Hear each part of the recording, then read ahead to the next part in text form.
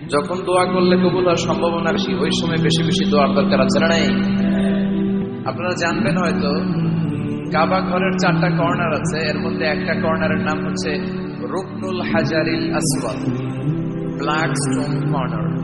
এই হাজারুল আসওয়াদের এই কর্নারে একটা পাথর আছে। এই পাথরটাতে চুমু দেওয়ার জন্য লোকজন ধাক্কাধাক্কি করে। আপনারা যারা হজ উমরায় গিয়েছেন দেখছেন না, সালাম ফিরানোর সময় ইমাম সাহেব যখন সালাম ফিরায় আসসালামু আলাইকুম রাহমাতুল্লাহ, পিছনে সব মুসল্লিরা দ্বিতীয় সালাম ইমামের আগে ফিরায় দেয়। ওরাই দায়িত্ব নিয়ে কয় আসসালামু আলাইকুম রাহমাতুল্লাহ, নিজেরাই সালাম ফিরায় চুমু দেওয়ার জন্য দৌড়। আছে না নাই? এই হাজারুল আসওয়াদের চুমু দেওয়ার কারণ হচ্ছে এই পাথরে চুমু দিলে যিনি চুমু দেয় তার গুনাহগুলো এই পাথর টেনে নেয়। এই হাজারুল আসওয়াদ পাথর আপনার পক্ষে সাক্ষী দিবে, এটাকে আল্লাহ ঠোঁট দিবে, মুখ দিবে, চোখ দিবে, আর আল্লাহর সামনে দাঁড়িয়ে কিয়ামতের দিন বলবে, আল্লাহ তোমার এই বান্দা তার 2 ঠোঁট দিয়ে আমাকে চুমু দিয়েছিল, এর জান্নাত না দেওয়া পর্যন্ত আমি এই পথকে ছাড়বো না। দাঁড়িয়ে থাকবে, সে সুপারিশ করবে। তা হাজারুল আসওয়াদের কর্নার আর কাবা ঘরের দরজা, বাবুল কাবা আল মুশাররফ, এর মাঝখানে একটা জায়গা আছে। এই জায়গাটার নাম মুলতাজাম। জায়গাটার নাম সবাই বলেন, আরো জোরে বলেন। মুলতাজাম, ইলতাজামা ইয়ালতাজিম। ইলতিজাম মানে লেগে থাকা।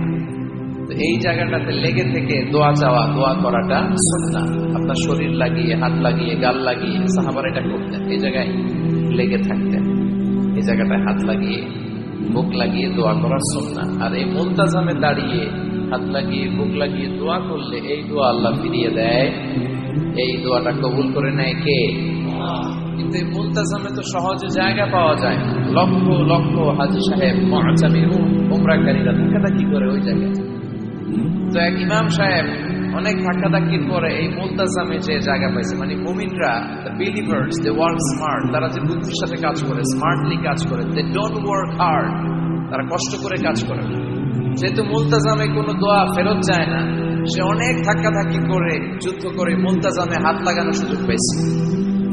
হাত লাগায় ধাক্কার জন্য সে তাড়াতাড়ি করে আল্লাহর কাছে দোয়া করতেছে যে, আল্লাহ জীবনে যত দোয়া করছি আর যত দোয়া করব, এই সব দোয়া তুমি কবুল করে নিও। এই একটাই দোয়া। কয়টা দোয়া দেখছেন? He work smart, say smartly কাজ করেছে। হি ডাজন্ট ওয়ার্ক হার্ড, সে কষ্ট করে ওদিকে ধাক্কাধাক্কির মধ্যে, আল্লাহ আমার গাড়ি দাও, বাড়ি দাও, নারী দাও, এটা লাগবে, ওইটা লাগবে, আমার অসুস্থতা, আমার শাশুড়ি অসুস্থ, আমার আম্মা অসুস্থ, এরে ভালো করো, এরে সম্পদ দাও, এরে দারিদ্রতা বিমোচন করো। এত কিছু এখানে করার সুযোগ নাই। ওইখানে ধাক্কাধাক্কি, ওখানে যুদ্ধ। এজন্য উনি বুদ্ধিমত্তার সাথে যেটা করেছেন, মুলতাজামে হাত লাগিয়ে টাচ করে উনি শুধু একটা কথা বলেছেন, আল্লাহ জীবনে যত দোয়া করেছিলাম আর যত করবো সব কবুল করে নাও। বুদ্ধি হয়েছেন একটা। এবার ওইখানে এই দোয়া যদি কবুল হয়ে যায়, এবার বাড়িতে এসে দোয়া শুরু, সুবহানাল্লাহ পড়েন। এজন্য মুমিনরা, they don't work hard, they work smart. তারা মেধাকে কাজে লাগায়, ঝোঁক বুঝে কোপ মারে। যখন দোয়া করলে কবুল হয় তখন